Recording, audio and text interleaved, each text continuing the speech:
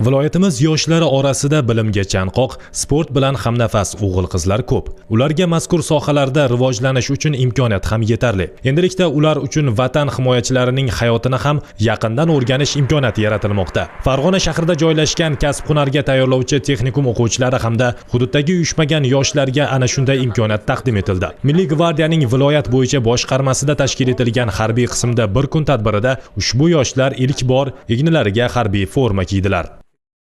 Harbiy qismda bir kun tadbiri munosabati bilan Milliy gvardiya boshqarmasiga 20 nafar o'quvchilarimiz bilan birgalikda keldik va muddatli harbiy xizmat o'tayotganlarni kun tartibi bilan birma-bir tanishib chiqdik. O'quvchilarimiz harbiy libosda, vatanparvarlik ruhida vaqtlarini maroqli o'tkazishmoqda. Umid qilamizki, shu o'quvchilarimiz ham kelgusida vatanga munosib farzand bo'lib yetishadi. Mana shunday sharoitlar yaratib berganligi uchun davlatimiz rahbariga, viloyat hokimligiga va barcha mutasaddi davlat tashkilotlariga minnatdorchiligimizni bildiraman. O'quvchi va uyushmagan yoshlar harbiy qismda kutib olinib yotoqxonaga joylashtirildi. Dastlabki kechadan boshlab ular harbiylarning, ayniqsa muddatli harbiy xizmatchilarning yashash tarzini yaqindan o'rgandilar. Or bilan qasamyod qilib, nomusi or bilan qasamyod qilib. Oshxonada esa ularni mazali taom va noz-ne'matlar qarshi oldi. Harbiylik faqatgina tartib, intizom va mashg'ulotlardan iborat emas. Madaniy hordiq olish uchun yetarli sharoitlar bor. Kechki ovqatdan so'ng bo'lajak vatan himoyachilari va harbiy qism askarlari gulxan atrofiga yig'ildilar. Birgalikda vatan va ota-onaga bo'lgan mehr-muhabbatni madh etuvchi qo'shiqlar xirgoyi qilindi. Sizga yozmoqdaman salomatmi aziz otam ham. Milliy gvardiyani his qildik, nima ish qilishini. Keyin hozirda olov atrofida endi qo'shiq aytib, maroqli dam olyapmiz. Mana shunday sharoitlar yaratib berganiga prezidentimizga va Milliy gvardiya qo'mondonligiga o'zim tashakkurlarimni bildiraman. Otryad, uyg'on! Otryad, uyg'on!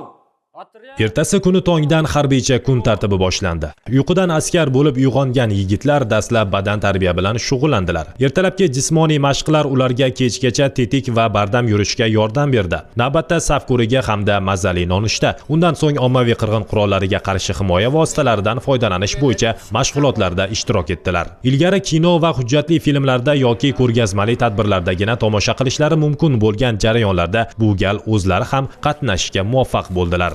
Taassurotlar juda ham ko'p. Meni o'zgartirgan tarafi bu tartib, intizom. Bu formadagi akalarni ko'rib juda ham faxrlanib ketdim. Juda ham havas bilan qaradim.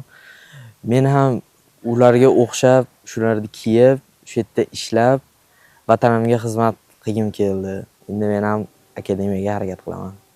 Undan so'ng jangovar va ma'naviy ma'rifiy tayyorgarlik mashg'ulotlariga kirishildi. Buyuk sarkarda Sohibqiron Amir Temurning hayoti, jang olib borish uslubi haqida umumiy tushuncha berildi. Otish tayyorgarligi darsida ularga jangovar qurollarning tuzilishi, xususiyatlari, ulardan foydalanish hamda texnik xavfsizlik qoidalari o'rgatildi. Tibbiy tayyorgarlik mashg'ulotlari ham olib borildi. Keyingi galda ular qo'l jangi bo'yicha o'zini himoya qilish ko'nikmalarini o'zlashtirdilar.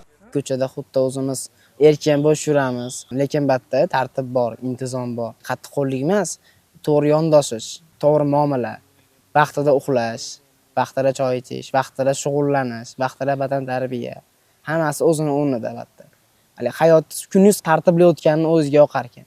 Harbiy qism saf maydonida o'tkazilgan so'nggi mashg'ulot kunning birinchi yarmini nihoyalab berdi. Tushlikdan so'ng Milliy gvardiyaning viloyat bo'yicha boshqarmasi tasarrufidagi ot sportiga ixtisoslashtirilgan chavandozlar maktabiga borildi. U yerda bo'lajak vatan himoyachilari chavandozlik mahorati va kinologiya bo'yicha saboq oldilar. Keyin esa ortga qaytildi. Harbiy qism bo'ylab ekskursiya tashkil etildi. Kutubxona faoliyati bilan tanishildi. Psixologik treninglar o'tkazilib, ruhiy charchoqlarni yengish usullari o'rganildi. Faollar zalida buyuk sarkarda va qahramon bobolarimizning hayoti aks etgan filmlar tomosha qilindi.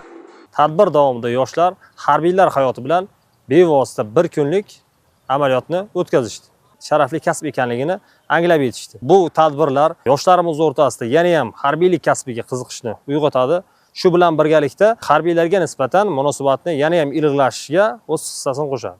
Harbiy qismda o'tgan bir kunlik umr ularga kelgusi hayotlarida muhim ahamiyatga ega bo'lgan saboqlarga to'la bo'ldi. Kun yakunida Milliy gvardiyaning viloyat bo'yicha boshqarmasi boshlig'i tomonidan ularga tashakkurnomalar topshirilib, kelgusi hayotlarida muvaffaqiyatlar tilandi.